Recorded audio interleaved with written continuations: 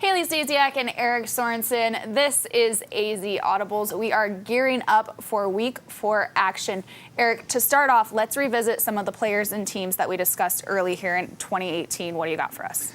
I saw Castile take on Centennial in Week 0, and although the Coyotes got the best of the Colts that night, Zach Nelson, senior wide receiver at Castile, had a big game. Haley, that trend's continued into the mid part of this season. Nelson leads the state in catches with 34. He also is second in Arizona in receiving yards with 539. He has 6 touchdowns and is averaging around 135 yards a game. The senior is a big reason why Castile is close to averaging 55 points a game in their last 3 wins. For me, I mentioned Connor Collimore out of Highland earlier this year. Now, I'm going to expand on that a little bit, talk a bit about this entire Highland team as a whole. Collimore had 3 touchdowns Friday in the win against Skyline. He has 10 total touchdowns on the year, 216 rushing yards, and on defense he has 20 total tackles. But in that rushing core, Daniel Wood as well. He's the one of the 6A leaders in rushing yards. Dayton Huffman's another running back to keep an eye on there too. Caleb Herbert at quarterback. He can run the ball, he can pass the ball. When he sees a hole, he's going to go and he's going to run for likely a long touchdown there. Right. But then looking at this receiving core too, just to name a few names here. Tanner Crandall, Cody Zimmerman, Noah Burdick, Austin McNamara there, a kicker. He's a scoring leader here in 6A as well. And then on defense, you've got Collimore, as I mentioned, plenty of tackles for him. He is a freak athlete. And then also Cade Kamak on defense. He has 15 total tackles. This team constantly touts their offensive line, and you can tell that this offensive line does its job because of all the points Highland's putting up this year. Yeah, the Hawks have balance on both sides of the ball. There's no doubt about that. Good.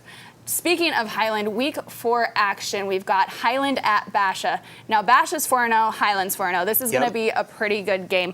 We've got Cole Lundberg for the Bears, 554 rushing yards, and Ty Sifferman in that receiving core for the Bears with 332 receiving yards. Head coach Chris McDonald's turning things around here. I'm excited to see what kind of these two teams can take here in Week 4. The game I'm going to be going out to is Brophy at Mesa Mountain View.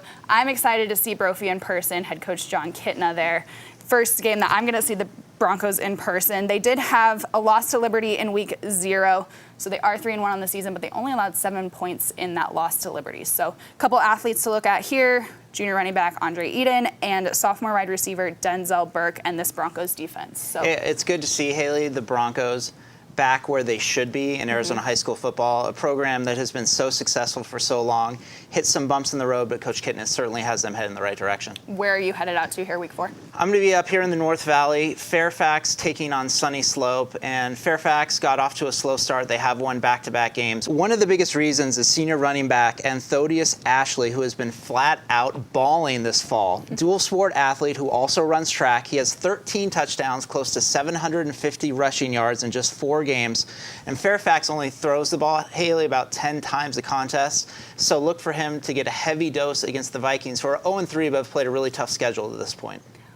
Lots of good games here in Week 4, but perhaps the biggest is Chaparral at Saguaro. Oh, yes. The last time this rivalry was hot was 2008. The last time these teams saw each other was 2014. You've seen these two in their prime during this rivalry. What can you tell us about it? I covered the game back in 2014, and Christian Kirk was a wrecking ball for Saguaro. He was dominant on offense, dominant on defense, made plays on special teams. Saguaro really took it to Chaparral, and that was the last time these two teams played. I know the Firebirds are looking for revenge this Friday, and I think, Haley, this is great for high school football. I understand Chaparral is a 6A school. I know Saguaro is a 4A school. I know those two schools don't care what the enrollment is. They just want to play one another.